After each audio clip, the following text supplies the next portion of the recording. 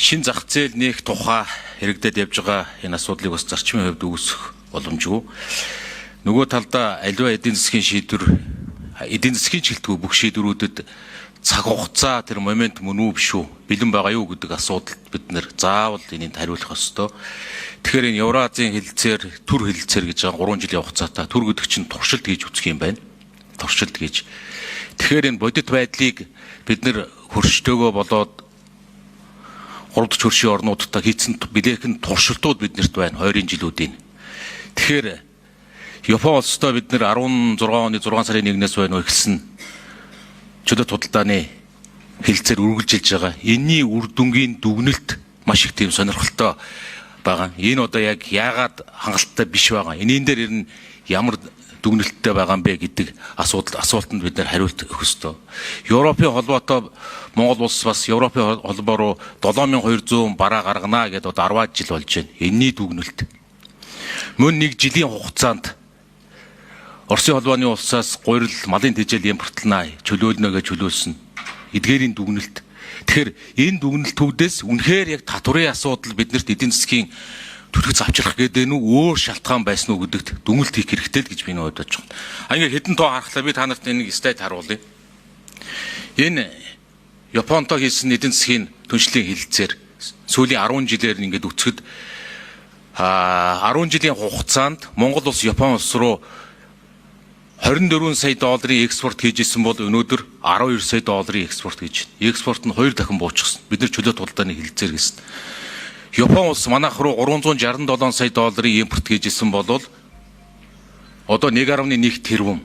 Тухайн үед 10 жилийн өмнө 15-ыг харьцах нь 1 гэдэг харьцаатай худалдаа манай хоёр орн хийж иж.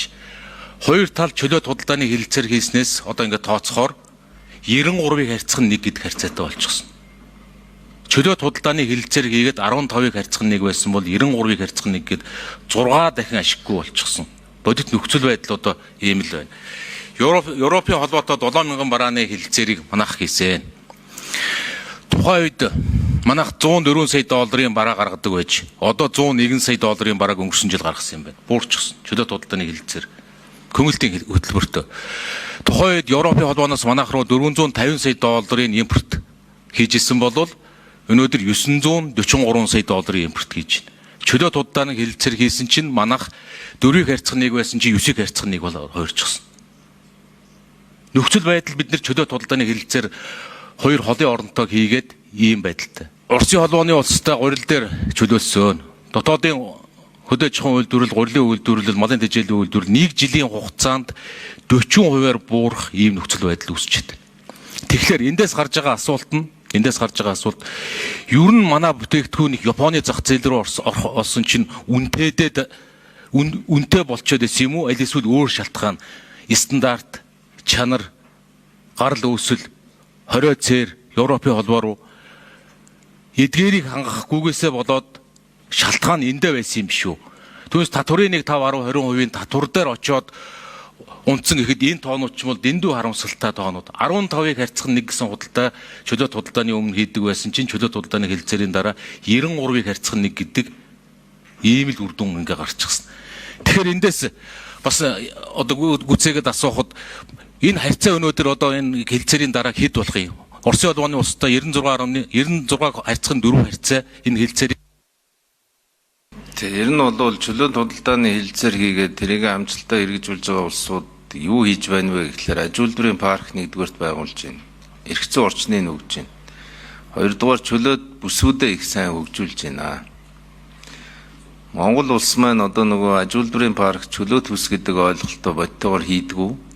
Чөлөө төсөө нэг хил дээр байдаг орон зайг хараад байдаг. Бусад энэ чөлөө худалдааны гэрээ хийчээд тийшээгээ бараа бүтээгдэхүүн үйлдвэрлээд гаргаж байгаа улсууд бол өрсөлдөх чадварыг бий болгохын тулд гадна дотны технологи болоод бусад зүйл рүү айгүй хурдтай явж байна л та. Явах арга нь юу вэ гэхлээр татваргүй орчин бүрдүүлж өгчээж тэр бараанууд нь цаашаага өрсөлдөөнд ялж байна. Японоор та бүхэн айгүй их жишээ авж байгаа. Ер нь Япон зүгээр яагаад худалдаа нэгссэн бэ гэвэл машиныг л авж байгаа.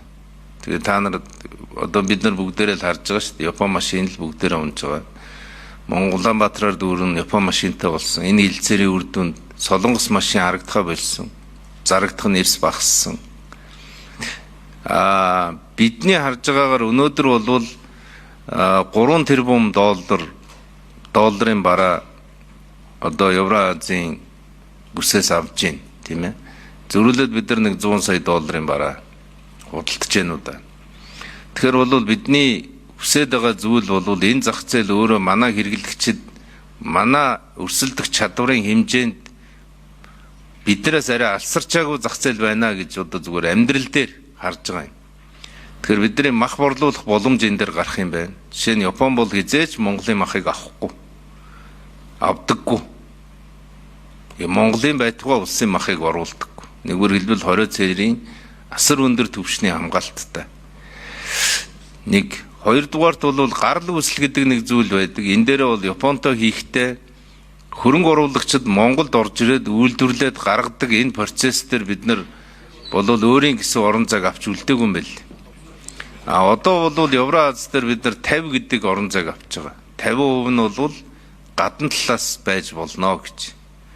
Тийм учраас бид нар дотооддоо шингээж байгаа нэмэн өртөх нь 50% нь багтж чадах юм бол манай бараа бүтээгдэхүүн аль болохоор өндөр технологитой газрын технологитой манай хөрөнгө оруулагч буюу манай ажилчдаагаар гарах юм бол энэ зах зээл рүү бараагаа гаргаж чаднаа. Бидний хүсэж байгаа зүйл бол ноосоо эдлэлээ нэг 400-500 сая долларт хүргье гэж ноос ноолуур. Махныхаа экспортыг нэг 400-500 сая долларт хүргье гэсэн. Ийм л маш энгийн зорилт байгаа. Тийм учраас их хумигдмал орчны гэрээ явж байгаа. 375 бүтээгдэхүүн явж байгаа 8 асагдаад 367 бүтээгдэхүүн дээр асуудал яригдж байгаа шүү гэдгийг. За, гантөөр дараагаас бас нэг үзээгээд хариулт өгөхийг хүсье. Аливаа ажил дээр тэр тусмаа эдийн засгийн ажил чинь тоогоор илэрхийлэгддэг. Энийн дээр бодит үр дүн яаж гарах вэ? Одоо биднэрт 96-г харьцах нь 400% гээд үзвэл ийм харьцаатай гадаад худалдаа хөрш оронтойгоо Евразтайгаа хийж байгаа. Энэ хэлэлцээрийн үр дүнд 3 жилийн дараа энэ 96-г харьцах нь 4 гэдэг харьцаа хэрхэн яаж өөрчлөгдөх вэ? Нэгдүгээрт энэ хөдөөж ухаан яамны төлөөлөл байгаа бах гэж бодож байна. Хөдөөж ухаан яамны төлөөлөл энэ хэлцээр хийгдээд гадагшаа мах гаргах л одоо гол зорилго тавиад байгаа. Энэ үний асуудлаас гадна тэр 20 цээр стандарт гарал үүслийн асуудал дээр биднэрт за энэ татврын хөнгөлөлт авсан ч гэсэн саяны тэр шаардлагуудаар бид манай Монгол улсын одоо махан бүтээгдэхүүн боломжтой байгаа юу? Тэр нөгөө халдвар төвчин 20 цээр олон зүйлүүд дээр бид нар ямар нөхцөлтэй байгаа. Энэ хөнгөлөлт гарангууд бид нар ашиглахад бэлэн байгаа юу? Энэ дээр хариулт өгөөч. Гэхдээ яг хуу одоо манай цогт хэрэл дарга бол бизнес хийгээд үзсэн хүн штэ. Анх одоо хэдэн төгрөгөөр үйлдвэрлэл эрхэлж ялаа. Өнөөдөр хэдийн бараа зарж болж гин те. Яг энэ шиг тухайн компаниудаас шалтгаална штэ. Бодит байдал дээр. Би одоо говь компани өмнөөс ноолуурыг үйлдвэрлэж чадахгүй. Манай засгийн газар. Говь компани өмнөөс тэр бүтээгдэхүүнийхээ өрсөлдөх чадварыг бас тодорхойлоход бэрхтээ. Бид засгийн газар бүх төвшөнд дэмжин манай ноолуур ноос үйлдвэрлэгч нар маань өрсөлдөнө. Махан дээр ч гэсэн бид нар аль болохоор уян хатан нөхцлүүдийг олж авнаа. 40% татварыг нь тэглэж байгаа. Дээр нь одоо гарал үүсэл дээр нь хөнгөлтийг авж байгаа. Бараа бүтээгдэхүүн хурдтайгаар нэвтэрдэг болгож байгаа.